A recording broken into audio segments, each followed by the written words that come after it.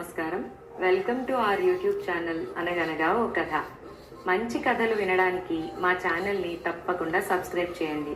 అలాగే మీ friends and ఫ్యామిలీకి share చేయండి. ఇవాల్టి మన కథ పేరు మోసగాళ్ళు.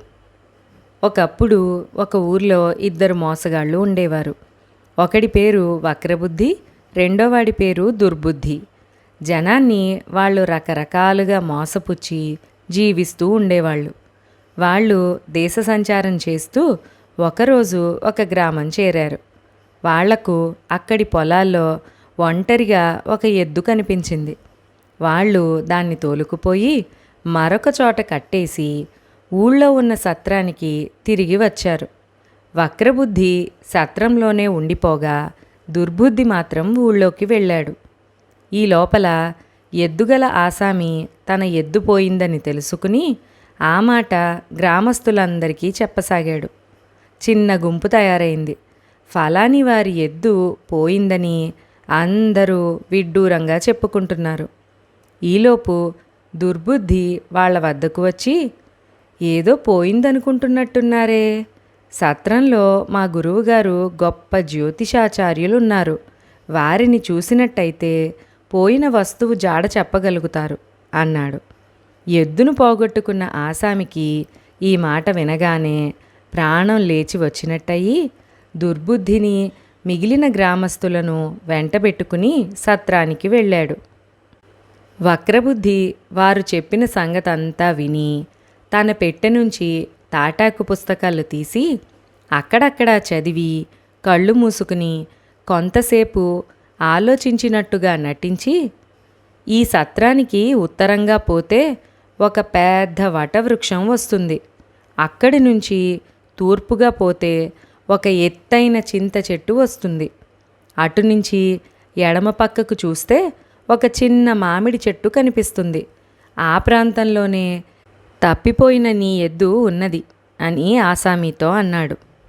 ఆసామి వెంట దుర్బుద్ధి మిగిలిన వాళ్ళు బయలుదేరి వెళ్ళారు. వక్రబుద్ధి చెప్పిన చోటనే ఎద్దు కనబడింది. గురువుగారి దక్షిణ అని దుర్బుద్ధి ఆసామి వద్ద 10 రూపాయలు వసూలు చేశాడు. మోసగాళ్లకు బాగానే గిట్టుబాటయింది. వాళ్ళు ఆ గ్రామం విడిచి మరొక చోటికి ప్రయాణం అవుతూ ఉండగా ఆ గ్రామాధికారి వారి కోసం పరిగెత్తుకుంటూ వచ్చి, మీకోసమే వచ్చాను, మీరు ప్రయాణం కట్టినట్టున్నారు, ఇంకా నయం, కాస్త ఆలస్యం అయితే నా గతి ఏమయ్యేది అంటూ తాను వచ్చిన పని చెప్పాడు. ఆయన ఇంట ఉండే బంగారు పాందాన్ పోయింది. ఎవరో దాన్ని దొంగిలించారు. అది చాలా ఖరీదైనది. దాన్ని జ్యోతిషాచార్యులు గ్రామాధికారికి తిరిగి ఇప్పించాలి. వక్రబుద్ధి క్షణం పాటు దిమ్మెరపోయాడు. కానీ మోసంలో సిద్ధహస్తుడు కావటం చేత ఇది వర్జ్య సమయం, ఇప్పుడు ఏమీ చూడటానికి వీల్లేదు, రేపు ఉదయం వచ్చినట్టయితే ఆ దొంగతనం విషయం ఆచూకీ తీస్తాం అన్నాడు. గ్రామాధికారి, చిత్తం, అలా అయితే రేపు సూర్యోదయం వేళ మళ్ళీ తమ దర్శనం చేసుకుంటాను అని చెప్పి వెళ్ళిపోయాడు. తరువాత తోడు దొంగలిద్దరూ కూడబలుక్కున్నారు. మనం వెంటనే ఉడాయించటం మంచిది అన్నాడు దుర్బుద్ధి. రాత్రి మాటు మణిగాక బయలుదేరుదాం, ఇప్పుడైతే అందరూ చూస్తారు అన్నాడు వక్రబుద్ధి. ఈ లోపల గ్రామాధికారి ఇంటికి తిరిగి వెళ్ళి దొంగను జ్యోతిష్యాచార్యులు పట్టుకుంటానని మాట ఇచ్చాడని, ఆయనకు సాధ్యం కానిదంటూ ఏదీ లేదని, తన పాందాన్ తిరిగి దొరికినట్టేనని అందరికీ చెప్పేశాడు. ఆయన పరివారంలో ప్రారబ్ధం అనేవాడొకడున్నాడు. బంగారు పాందాన్ దొంగిలించింది వాడే. జ్యోతిషాచార్యుల సంగతి వినగానే వాడి గుండెల్లో రాయి పడింది. ఆ రాత్రి వాడు సత్రంకేసి వెళ్ళి మోసగాళ్లుంటున్న గది కిటికీ కింద చేరి లోపల జరిగే సంభాషణ ఆలకించసాగాడు. అప్పుడే మనం వెళ్ళిపోయి ఉండవలసింది. ఇదేమిటి చీకట్లో పడి దొంగ వెధవల్లాగా, నాకేమీ నచ్చలేదు అంటున్నాడు వక్రబుద్ధి. ప్రారబ్ధంగాడు తనను గురించే వాళ్ళు మాట్లాడుకుంటున్నారు అనుకున్నాడు. దానితో వాడికి భయం రెట్టింపయింది. ఈలోపు దుర్బుద్ధి, నన్నేమీ అనకు, ఈ దొంగతనం వచ్చి పడుతుందని కలగన్నావా? ప్రారబ్ధం, అంతా ప్రారబ్ధమే అన్నాడు. ఆ మాట వినేసరికి ప్రారబ్ధంగాడికి గుండెలు అవిసిపోయాయి. వాడు లోపలికి వచ్చి మోసగాళ్ల కాళ్ళు పట్టుకుని, బాబూ రక్షించండి, పాందాన్ దొంగిలించినందుకు నా తోలు ఒలిచేస్తారు. అది ఎక్కడ దాచానో తమకు చెప్పేస్తాను. నా ప్రాణం కాపాడండి అన్నాడు. సరే, ఆ దాచిన చోటు చెప్పు అన్నాడు వక్రబుద్ధి. ప్రారబ్ధంగాడు పాందాన్ దాచిన చోటు చెప్పి చల్లగా తిరిగి వెళ్ళిపోయాడు. గ్రామాధికారి మర్నాడు సూర్యోదయం వేళకు సత్రానికి వచ్చాడు. వల్లకాడులో ఉండే సావడి మెట్ల దిగువన పాందాన్ పాతిపెట్టి ఉన్నది. వెంటనే వెళ్ళి తెచ్చుకోండి అన్నాడు వక్రబుద్ధి గ్రామాధికారితో. గ్రామాధికారి అలాగే వెళ్ళి వల్లకాడులోని సావడి మెట్ల కింద తవ్వి చూస్తే పాందాన్ దొరికింది.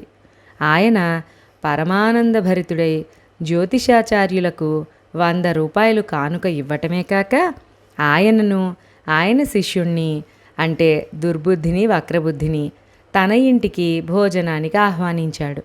మోసగాళ్ళు ఆ విందు ఆరగిస్తూ ఉండగా రాజుగారి మనిషి ఒకడు వచ్చి గ్రామాధికారికి ఒక వార్త చెప్పాడు. అదేమిటంటే 3 రోజుల క్రితం రాజధాని తీరపు రేవుకు 7 వ్యాపార ఓడలు వచ్చాయి. వాటి నిండా ఎంతో విలువైన వ్యాపార సరుకు ఉన్నది. ఓడలు గల వ్యాపారి రాజుగారితో ఒక పందెం వేశాడు. తానొక ఇనప పెట్టె ఇస్తానని, అందులో ఏమున్నది వారం రోజుల లోపల రాజుగారు చెబితే తన ఓడలన్నిటినీ రాజుగారికి ఇచ్చేస్తానని, రాజుగారు చెప్పలేకపోయినట్లయితే ఆయన రాజ్యం తనకివ్వవలసి ఉంటుందని అన్నాడు. రాజుగారి దగ్గర కొందరు దైవజ్ఞులు ఉన్నారు. వారి మీద రాజుగారికి అమితమైన విశ్వాసం. అదీకాక ఆ 7 ఓడల సరుకు కాజేయాలని ఆయనకి దుర్బుద్ధి కలిగింది. అందుచేత ఆయన వ్యాపారి పందెం ఒప్పుకున్నాడు. అయితే రాజుగారి దైవజ్ఞులు గుడ్లు వెళ్ళబెట్టి ఆ ఇనుప పెట్టెలో ఏమున్నదో చెప్పే శక్తి తమకి లేదు అన్నారు. అలాగా 3 రోజులు గడిచిపోయాయి. ఇంకా 4 రోజులలో పందెం గెలవకపోతే రాజుగారు రాజ్యం పోగొట్టుకుంటాడు. ఆయనకు కంపరం పుట్టి ఆ రాజ్యంలో ఉన్న గ్రామాధికారులందరికీ కబురు చేశాడు. ఎక్కడ జ్యోతిష్కులున్నా సరే వెంటనే రాజధానికి పంపమని. దానితో గ్రామాధికారి జ్యోతిష్యాచార్యుడి రూపంలో ఉన్న వక్రబుద్ధితో, మీ వంటి జ్యోతిష్యాచారులుండగా మా రాజుగారికి ఏమీ భయం లేదు. మీరు మీ శిష్యుడు నా వెంట రండి అన్నాడు. చేసేది లేక మోసగాళ్ళిద్దరూ రాజుగారి వద్దకు వెళ్ళారు. అక్కడ వారికి రాజోపచారం జరిగింది. తర్వాత ఏమైనా ప్రస్తుతానికి మాత్రం వాళ్ళు చాలా సుఖం అనుభవించారు. గడువు ఆఖరి రోజు రానే వచ్చింది. మర్నాడు ఉదయం ఇనుప పెట్టెలో ఏమున్నది కనుక రాజు చెప్పకపోతే రాజ్యం పోతుంది. మోసగాళ్ళు రాజుకు చెప్పలేకపోతే వాళ్ళ తలలు తెగిపోతాయి. ఈ రాత్రికి పారిపోదాం అన్నాడు దుర్బుద్ధి. ఎక్కడికని పారిపోతాం? రాజు మనల్ని తప్పక పట్టుకుంటాడు. చాలా అవమానకరమైన చావు చావాలి. అంతకన్నా సముద్రంలో పడి ఈదుకుంటూ పోతే గుట్టు చప్పుడు కాకుండా చావచ్చు. ఈ విధంగా కొంత కీర్తైనా మిగులుతుంది అన్నాడు వక్రబుద్ధి. జాము పొద్దు పోయాక ఇద్దరూ కలిసి సముద్ర తీరానికి వెళ్ళి సముద్రంలో దిగి ఈదుతూ పోసాగారు. కొంచెం దూరంలో వారికి ఏవో ఓడలు కనపడ్డాయి. ఆ ఓడలో నుంచి ఏవో మాటలు వినిపించాయి. చెప్పు తాత, ఆ పెట్టెలో ఏముంది అంటోన్నదో చిన్నపిల్ల. అదంతా నీకెందుకు తల్లి, పొద్దుపోయింది, వెళ్ళి పడుకో అంటున్నాడా పిల్ల తాత. పెట్టెలో ఏముందో చెప్తేనే పడుకుంటా, లేకపోతే పడుకోను అని పిల్ల మొండికెత్తింది. తెల్లారగానే బయట పడుతుందనుకో. ఆ పెట్టెలో ఏముందో తెలుసా? ఇనుప పెట్టెలో ఒక ఇత్తడి పెట్టె ఉంది. ఇత్తడి పెట్టెలో ఒక వెండి పెట్టె ఉంది. ఆ వెండి పెట్టెలో ఒక బంగారు పెట్టె ఉంది. ఆ బంగారు పెట్టెలో అత్తరు సీసా ఉంది. ఇదే తల్లి పెట్టెలో ఉన్నది. ఇంక చెప్పానుగా, వెళ్ళి పడుకో అన్నాడా పిల్ల తాత. అతను వ్యాపారికి పెద్ద సరంగు. ఈ విషయం తెలియగానే నిశ్శబ్దంగా మోసగాళ్ళు వెనక్కి తిరిగి ఈదుకుంటూ వచ్చి తెల్లవారుతూనే రాజుగారికి ఇనప్పెట్టె రహస్యం చెప్పేశారు. వర్తకుడు తన ఓడలన్నిటినీ రాజుగారికి అర్పించుకున్నాడు. రాజుగారు వక్రబుద్ధిని తన ఆస్థాన జ్యోతిష్కులకు పెద్దగా నియమించాడు. ఇది మోసగాళ్లకు ఇష్టం లేదు. ఎందుకంటే తాము చేసింది మోసం గనుక, తమకే శాస్త్రమో తెలియదు గనుక ఎప్పటికైనా తమ మోసం బయటపడి తీరుతుంది. అందుచేత వాళ్ళు మరొక కుతంత్రం పన్నారు. ఆ సాయంత్రం వక్రబుద్ధి రాజభవనానికి వెళ్ళి రాజుగారితో కబుర్లు చెబుతూ ఉండగా దుర్బుద్ధి ఏడుస్తూ వచ్చి, గురుగారు, కొంప మునిగింది, మన బస కాలిపోయింది, జ్యోతిష గ్రంథాలన్నీ అగ్నికి ఆహుతయ్యాయి అంటూ కాలి బొబ్బలెక్కిన తన చేతులు చూపాడు. అయ్యో, ఇంకేమున్నది, నా బతుకు తెరివే పోయింది అంటూ వక్రబుద్ధి ఏడుపు మొహం పెట్టాడు. విచారించకండి, మీ ఇద్దరికీ ఉన్నతమైన ఉద్యోగాలు ఇస్తాను. మీకు జ్యోతిషం చెప్పే వీలు లేకపోయినా మీ జీవితానికి ఏం భయం లేదు అన్నాడు రాజు. మోసగాళ్ల ఆఖరు ఎత్తు కూడా పారింది. దాంతో వాళ్ళు రాజుగారి దివాణంలోనే సుఖంగా బతికారు. ఈ చక్కటి బర్మా కథ ఇక్కడితో సమాప్తం. మరొక మంచి కథతో మళ్ళీ కలుసుకుందాం.